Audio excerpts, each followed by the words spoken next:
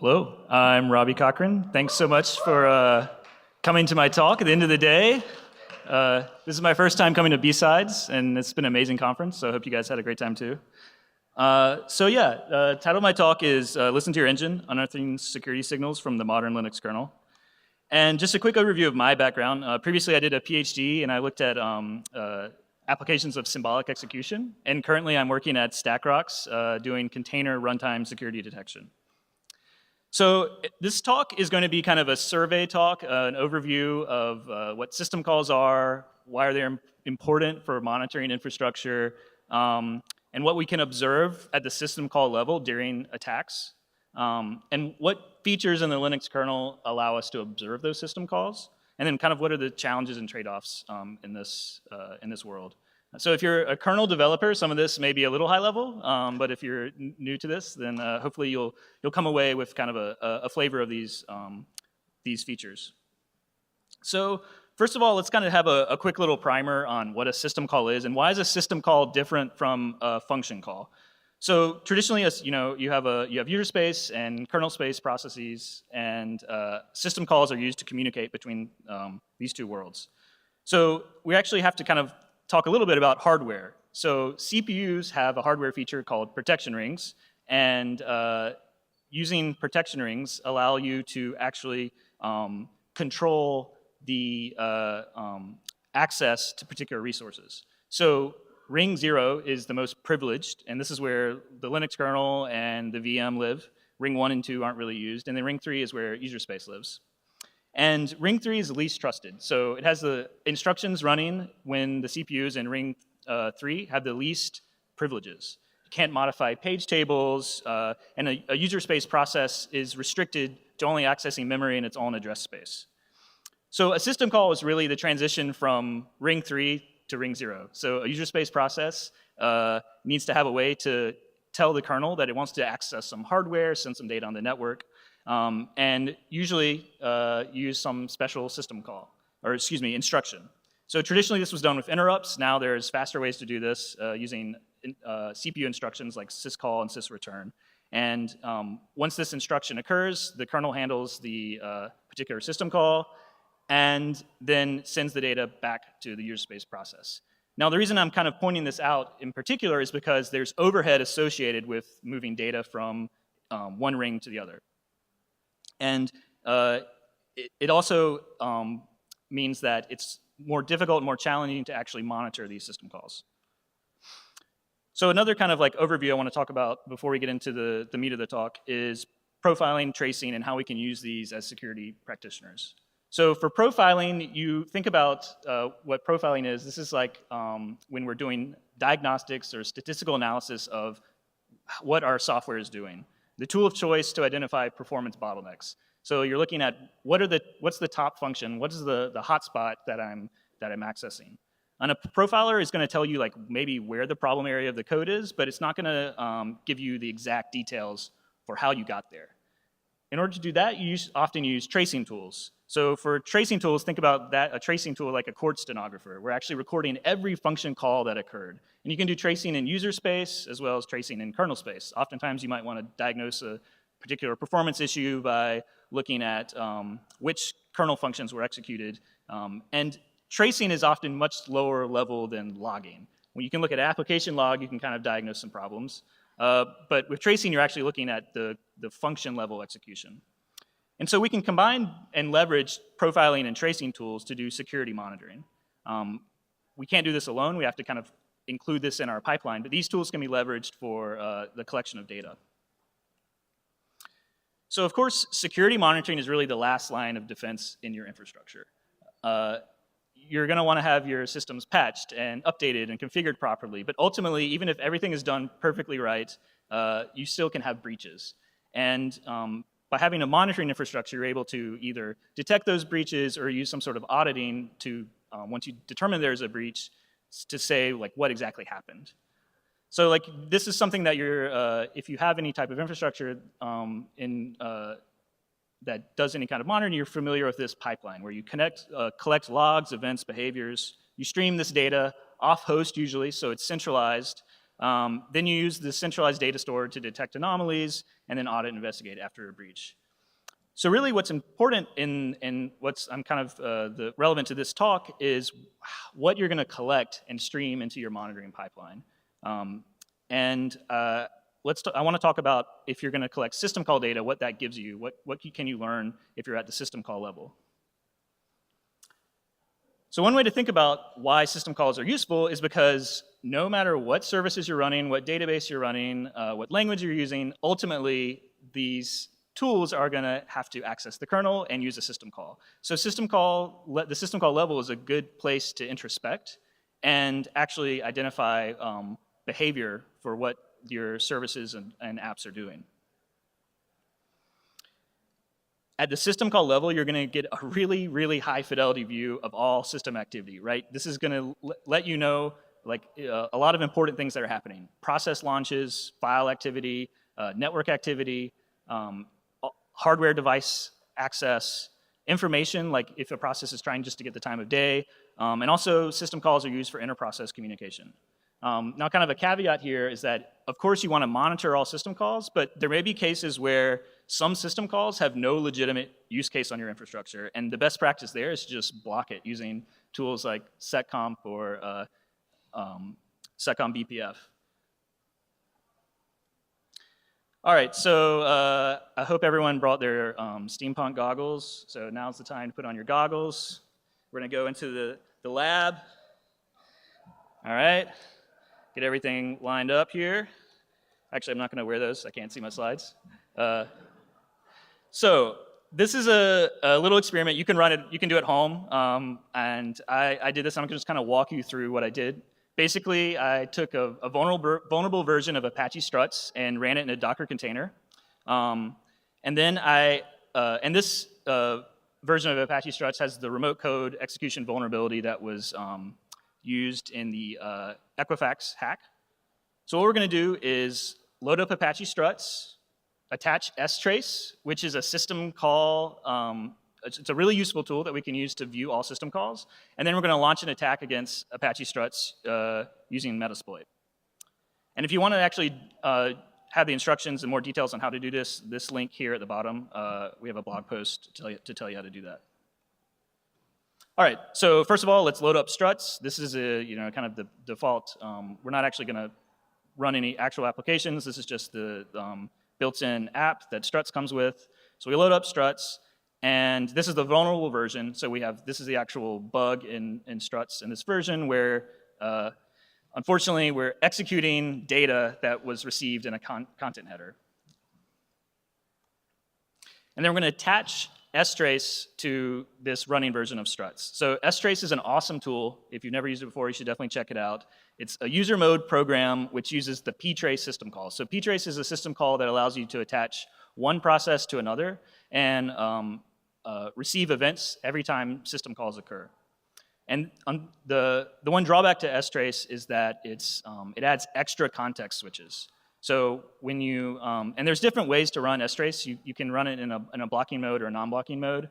But the key takeaway is strace is great for diagnosing problems, but not what you want to use for actual monitoring.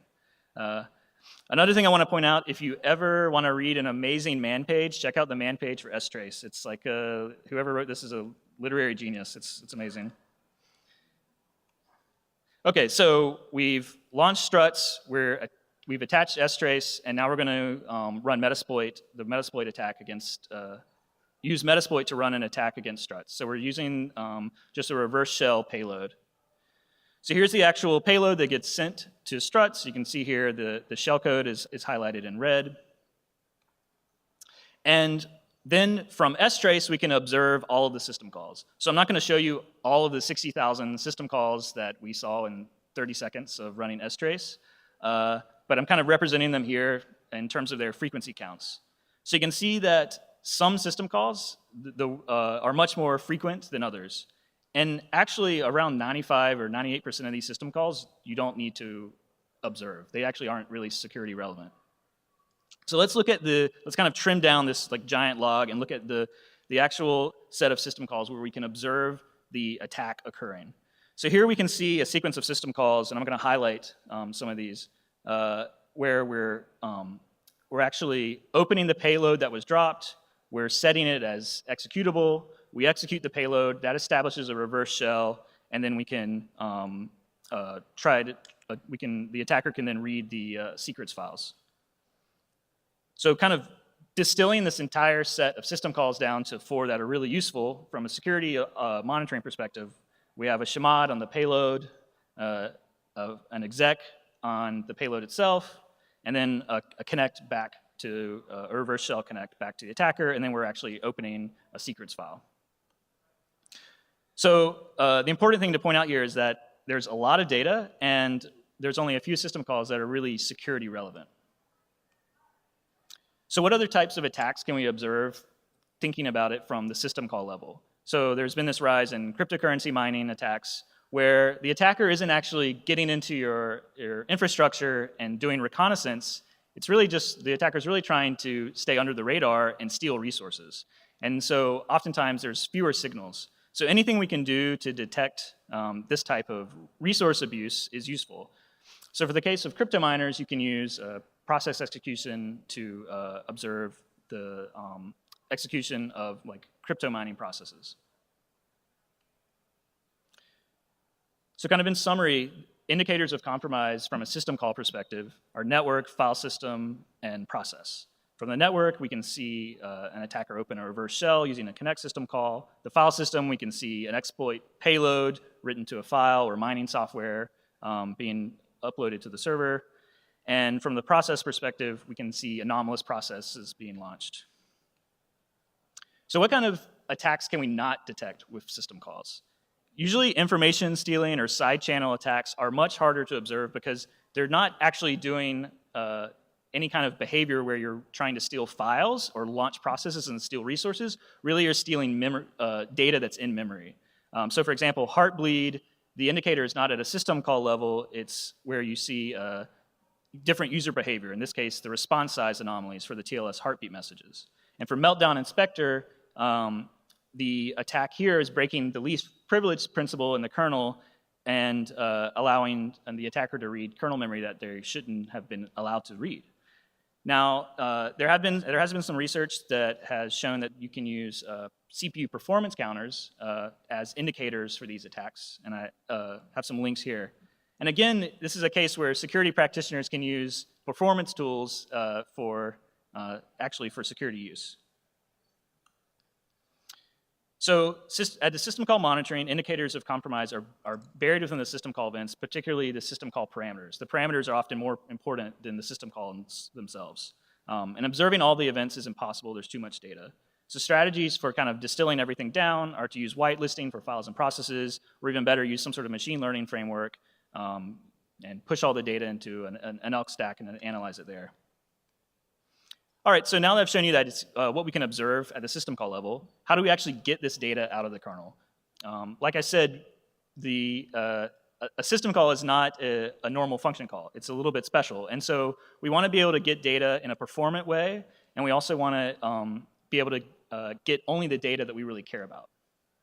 So there's a couple different approaches for data sources.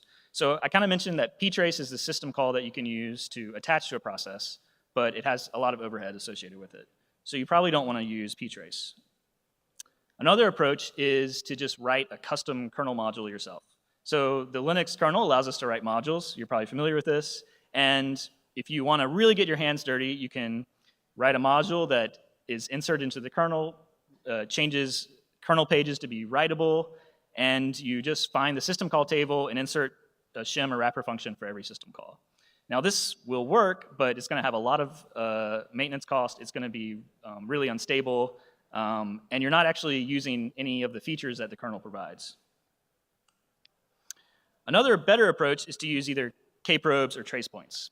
So Kprobes you can think of as like if you ever used a watch point and a debugger, a Kprobe is a kernel feature that allows a user space process to attach to any function in the kernel. You can pretty much attach to any location in the kernel other than some of the Kprobe regions. Like you can't Kprobe a Kprobe. And this allows you to dynamically modify the kernel at runtime. Kprobes are really useful because if you want to dig down even deeper than system call level, there's some kernel subsystem that has a function call that you really want to be aware if it's ever executed. You can use Kprobes to do that. Tracepoints are like Kprobes that have been pre-assigned. So these are statically precompiled events into the kernel. The kernel developer marks a trace point and declares it in the kernel source code. And you can actually observe the available trace points in a running version of Linux by catting this sysfs file here, syskernel debug tracing available events. So what are the trade-offs between using Kprobes and trace points? So Kprobes allow you to attach to exactly the function you want to monitor, but the stability is not guaranteed. So the internal kernel functions can change over time. For trace points, it's kind of the inverse. The pros are that it's statically defined, so the stability is more assured, but the con is that the exact data you want may not be available. Another kind of trade-off between these two are that trace points actually have predefined offsets for the parameters. So as I said before, the system calls themselves are important, but even more important are the parameters to the system call that are sent. Like what was the actual executable that was run? What is the file that was read? And so trace points actually make it a little bit easier to get that parameter data. All right, so now that we've kind of figured out how to set watch points in our kernel, how do we get the data from kernel space to user space? How do we get the data from ring 0 to ring 3? So two built-in kernel features we can use are ftrace and the perf subsystem. So ftrace is a kernel feature that exposes events in the sysfs file system, and you can actually set trace points and use ftrace all through reading and writing files in syskernel debug tracing. So you can create a trace point, add a watch for it, and then just cat the trace file and view all of the events as they occur. Perf events are a little more full-featured, and it's actually a system call where you attach either a trace point or a Kprobe to a perf event, and then you can get the data from an M-mapped region of memory. And you can do both. You can both get a log of data through perf. You can also get counts. So if you want to know how often something has been executed, but usually for security monitoring, you're more interested in a log of all the kernel events that have happened. So building on top of ftrace and perf events, we can use a feature in more recent versions of the kernel called eBPF, or extended Berkeley Packet Filters. So if you've ever used TCP dump or IP tables, you're using Berkeley Packet Filters. And this is actually a virtual machine that's inside the kernel. And it has just a few registers, and it's very basic, but it allows you to inject bytecode into the kernel without actually writing a custom kernel module. And why this is really cool is because it allows you to do the exact computation you want inside the kernel, because the built-in features of the perf subsystem and ftrace may not give you exactly what you want, especially since they were designed more for performance monitoring. So with extended Berkeley packet filters, the instruction set for BPF is extended so that you have additional registers, you can have functions within your bytecode, and you can do a little bit more sophisticated work. However, you still can't do loops, and you still can't. Your code can't be super complicated. So the basic workflow here is that you write an eBPF program, you compile it into the bytecode using a toolchain that's based on LLVM, and then you can attach this bytecode to either a Kprobe or a tracepoint using a BPF system call. And so anytime that tracepoint or Kprobe is hit, the BPF program that you attached will be run. And so this is really great because no kernel module is required, and you can construct much more sophisticated analysis within the kernel. The cons are that this is a more recent feature, and so it's not supported in older kernels. And there's kind of a spectrum of BPF features starting back from kernel version 3.18 up to like the latest versions of the kernel that have added additional support for trace points, and before that they added support for Kprobes. So usually, just like with assembly code, you're not going to write assembly code directly. You're going to use some sort of toolkit on top of that. So there's an awesome suite of tools called the BPF compiler collection. And there's a whole playground of tools that you can try out that are really useful that allow you to use BPF code to get data from your kernel in a really performant way. So in the attack that we looked at earlier, we saw that we were interested in open calls, execs, and TCP data, or connects. So for example, in the BCC toolkit, the OpenSnoop, ExecSnoop, and TCP connect are BPF tools-based tools that will give you that information. So looking at an example of a eBPF tool that can give us information during an attack, I ran a program called FileLife during the Apache Struts example that we ran through earlier. And we can see that, so what this FileLife program does is shows us really short-lived files by watching for creates and then unlinks in the kernel. And so we can see that in this case, the payload that was dropped only lasted 0.01 seconds. And this is something that could be a useful security signal for observing payloads that are written, executed, and then deleted immediately. So in summary, in terms of data sources, Kprobes and Tracepoints are the best approach. ptrace has too much overhead, and writing your own custom kernel module, while very flexible, isn't necessary with eBPF. The only issue here with eBPF is that if you need to run on an older kernel version, you're not going to be able to do that. And once you've kind of figured out what data you want to get out, you can use ftrace, perf, or eBPF. So what are some challenges that occur in using these tools? So one challenge is containerization. So a big benefit of grabbing data from the system call level versus at the application log level or even the network level is at the system call level, you have a lot of context about which process ran which system call. For example, at the network level, you don't necessarily know which process is running is sent the particular packet. But at the system call level, you can see that a given process is doing this network activity. So one thing we might want to attach to our monitoring is which container is running that did this particular system call. And this is actually not easy to do out of the box. So a container is really a user space concept which utilizes several kernel and user space features. So we're using, it uses namespaces which provide isolation, C groups, which give us resource control, and user space tools and file systems. So the Linux kernel does not actually have a notion of container ID. And there have been a lot of proposed solutions. One is to just use the PID namespace of the init process as the identifier for an event. And so every system call is going to be associated with some process ID, and every process ID will be in a namespace. Another approach that's been proposed, and there's some patches for this, are to use, allow the user space to actually set the container ID. Because the concept of container is still kind of being defined, the kernel, it doesn't really feel like responsible for managing that. So this is something to kind of keep in mind if you're interested in this type of monitoring.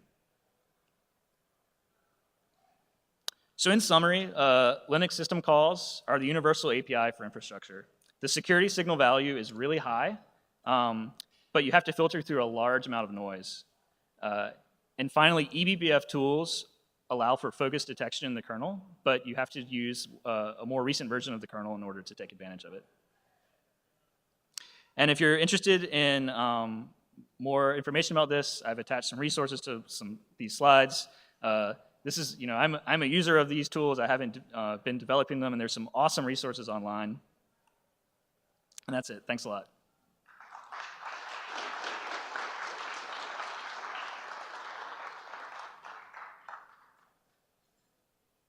We have a ton of time for questions, if anyone has any questions. Hi. So how would you recommend mitigating some of the attack surface introduced by eBPF? So that's a good question. So the question is, if you're using eBPF, you're introducing an additional attack surface into the kernel. And that's certainly something to consider. One approach is to use containers. So you don't allow certain containers to use the BPF system call. So you block them from doing that. Now that's going to not, that's going to limit attacks they're actually using the BPF system call, but if the attack is information stealing, then it's not going to mitigate that. And this is something I think that like the BPF developers are very aware of, that you're opening the attack surface, but it is something that should be considered. And it's a good point.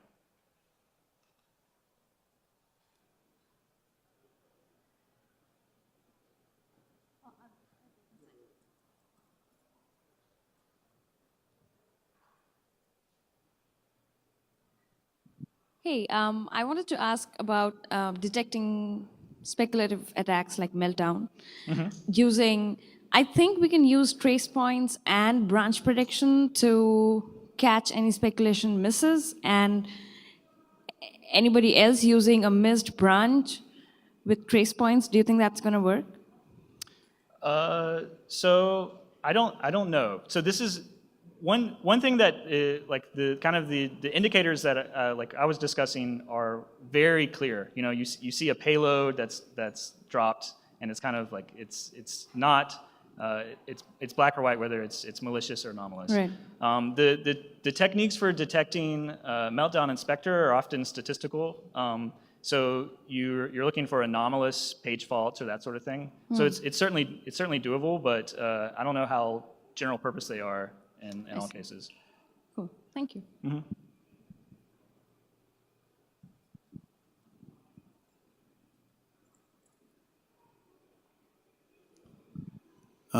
Thank you for this talk. This is actually the talk I wanted to go to, so I really enjoyed it. I'm in a AWS environment. We're running Ubuntu, 14.04, moving to 16.04. What you've mentioned here, are there any restrictions or limitations in the AWS environment where we don't control the hypervisor? So this is all above the level of the hypervisor. So the real restriction there in the environments you described are the kernel version you're running. So if you're running a more recent version of the kernel, then the features, some of these features are available. If you're using a serverless, if you're kind of going really far into the future of using serverless, then yeah, you can't use these features. So it sounds like you're kind of in the sweet spot where these are going to be available. Hi, I had a question. So in your example, you're profiling the Apache Struts web server, and it seems to be like, it's going to be a ton of calls. Do you have any, let's say, advice as far as automating some of this so that you can not attempt to store every system call, but to develop your own signatures, and upon detecting that, then sending a notification or an email or something, limit that the amount of noise, really? Yeah, sure. So I mean, for reducing the amount of data, first of all, you don't want to record or listen to every system call. That's the first thing. You want to focus on the ones that are really the best security indicators. Another thing you don't need to do is if you have a file that's being read multiple times, you only need to report that once. Another approach is to use whitelisting. So you have a set of processes, files, or directories that you don't care about. And a lot of the techniques that have been used in the audit subsystem can be used here, where you're looking for indicators that are more likely to be anomalous. But there's no really one easy solution. It's like often you're going to have to tune based on the service or application you're running. So recently we were struggling with FIPS, enabling FIPS on AWS. So I came across using modules. So would that be a way of mitigating such kind of risks, like using signed kernel modules? Pardon, can you repeat the question again? Using Signed kernel modules. So in the case of like the attack that I used here, we weren't actually exploiting anything in the kernel. So we weren't inserting a module that was unsigned or signed. So we didn't actually have to verify anything. So really, if you're using signed kernel modules, that's that's good, but I'm not really sure if that's related to this exactly. Is there a question in the front? There was one more last question. Some work is being done to port dtrace to the Linux kernel. Do you have any idea whether that's going to be fit in sort of the same space as eBPF? Yes, so And do you have a prediction for which one's going to be better? So yeah, eBPF in some ways is kind of like a Back to the Future version of dtrace. So dtrace had a lot of features that included a higher level language that you could more easily kind of describe exactly the data you wanted to get out. I think that they will probably converge in some way. I know that there's work on higher level tools, so kind of a higher level language to describe what you want to get using eBPF. I think most likely the eBPF based tools are going to be more useful just because they just have more momentum right now. But I think there definitely should be cross-pollination of ideas between the two projects. Yeah. Okay, that's all we have time for questions. Let's thank the speaker again.